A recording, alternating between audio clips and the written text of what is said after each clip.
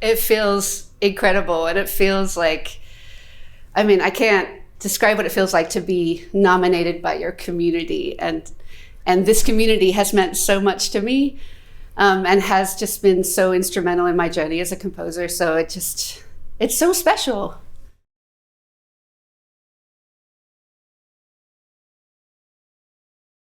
I think it's so important to foster new talent and to honor people who are coming up as with this emerging talent category, because especially for people who are starting out, like there is this massive gap between going to school or being in a band or just, writing your first piece of music and a studio project, or even, the independent films that were celebrated today. There's such a massive gap.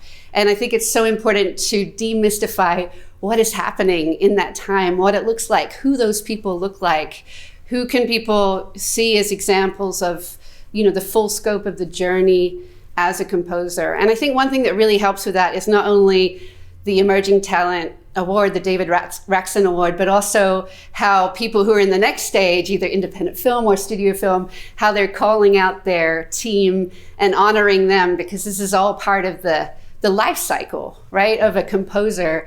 And I feel like we're in this great stage in our community where we're actually making that whole life cycle visible to the younger people and to the community at large.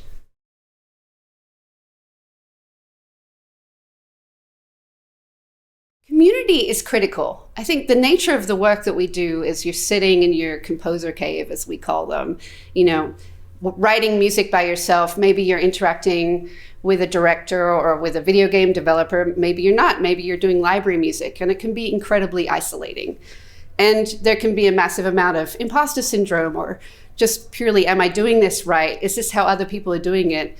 I think when you bring them into these situations that the SCL creates and other organizations like the Alliance for Women Film Composers and the Composer Diversity Collective, where people get to talk to each other and hear each other's stories, their journeys, their process, it really strengthens the individual. And I think we are really at this kind of critical stage in the journey of music, and the music for media especially, where it's so important that we as the creators have an understanding of the value of the music we're creating, and we can talk to each other about how to present that to the community so we can continue doing this for a living, that we can continue to get paid and make a life doing this. And those kind of conversations happen when community is created, when there is, events and panels.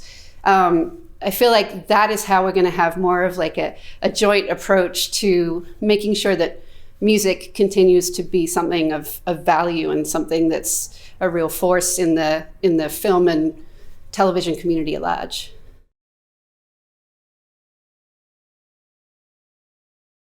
The opportunity I got with Home is a Hotel is I got to write music, orchestral music that had jazz influence. So it was a really luscious and a throwback score. So that was already like a goal fulfilled, and I would love to do more of that. I think my biggest goals are partnering with like-minded filmmakers who have a really clear and cool vision, and I get to write music that really represents me as a composer, pulls into my jazz side or my orchestral side or chamber music.